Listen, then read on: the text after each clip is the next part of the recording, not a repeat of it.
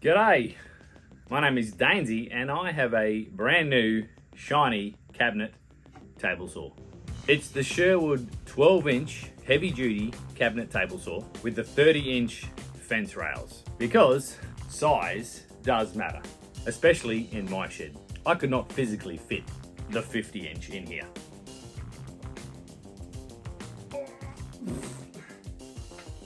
This is the last time. This video is not an unboxing. You'll have to trust me, there was heaps of boxes and heaps of things to put together, which of course you can actually figure out without any instructions.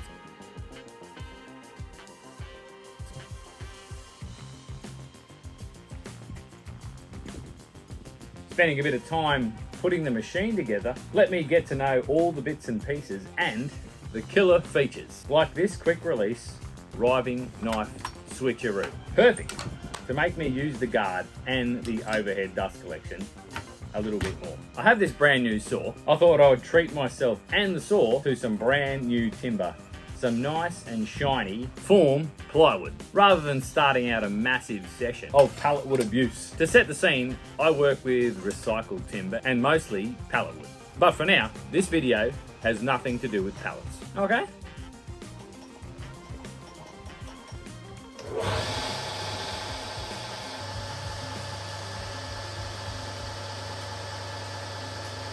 This is the only cut in this video that won't be done with the table saw, because I can't cut a full sheet in half.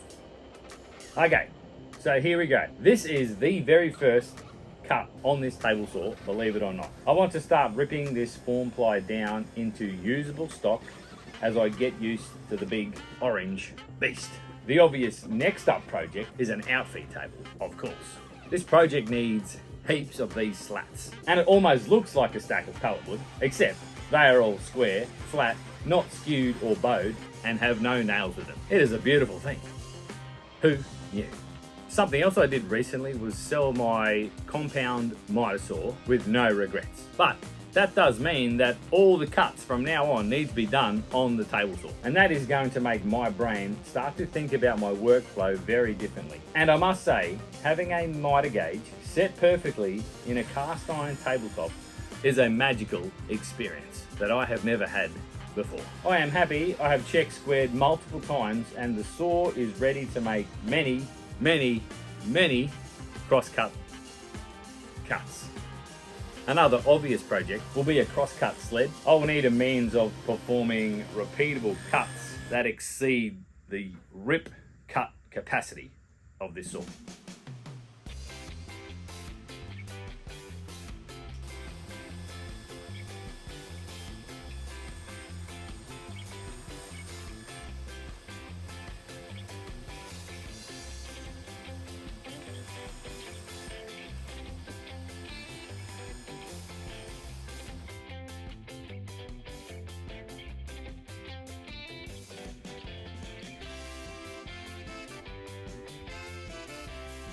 Now, as you know, I love a good chamfer because it makes me feel good on the inside.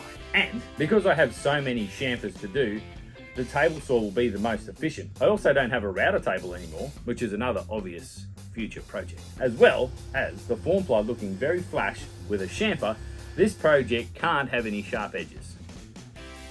And when you have to put a chamfer on all the sides and all the edges of a long piece of stock, you quickly start to see what you can and can't do and how you have to use the saw to get those cuts sorted.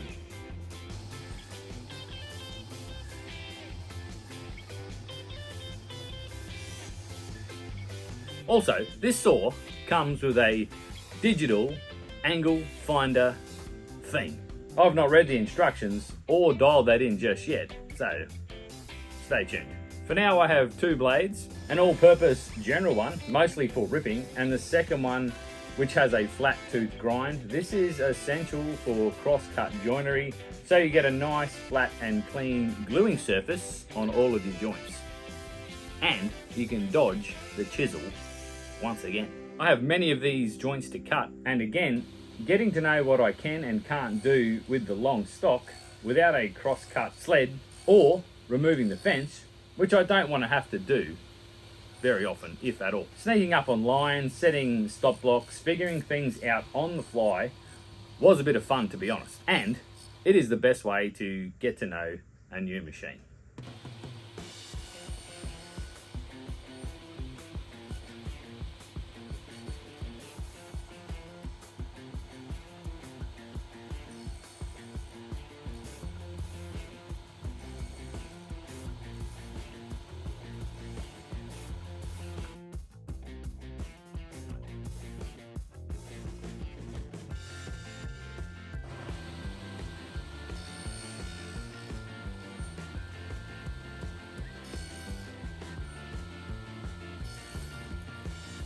Again, more chamfers. Sliding the fence to the other side of the blade to get those done was another treat for me. Lol.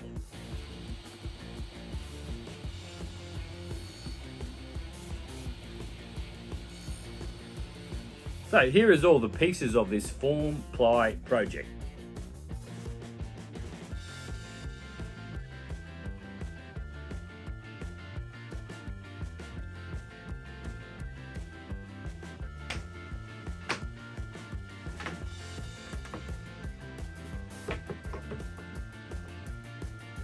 This project is starting to look very familiar to me, despite not a single pallet in sight. But I'm not done yet, so stick with me.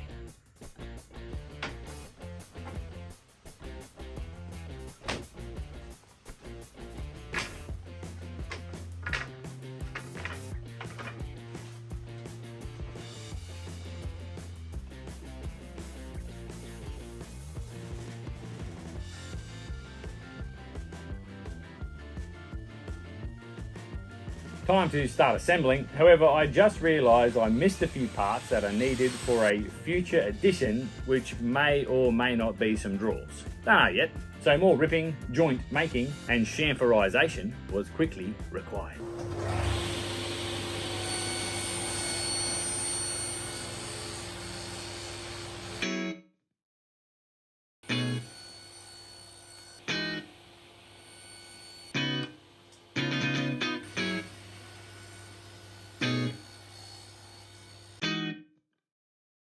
Back to assembling, and again, this is all looking very familiar.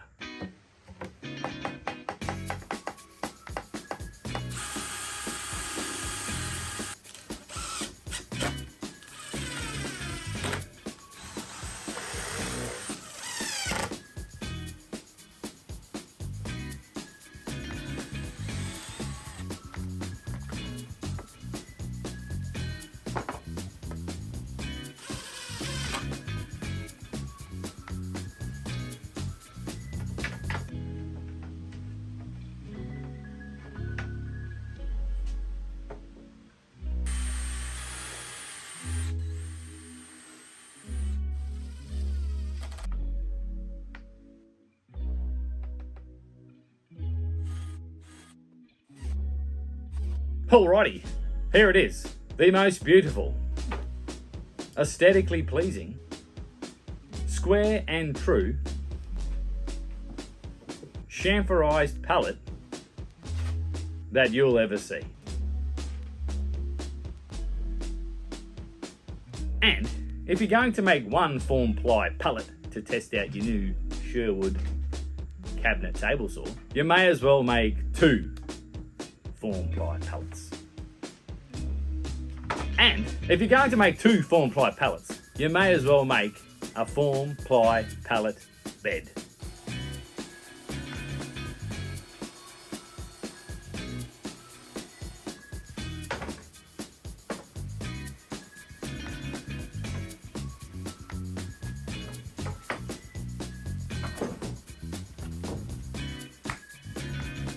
Alrighty, pallet bed.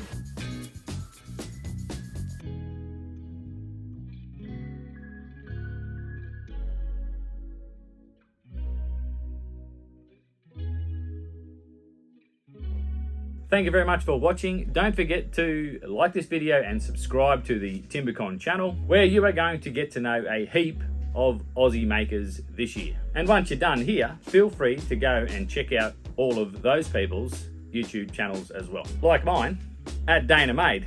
And if you like a chat, Dainer Made unofficial. Catch you later.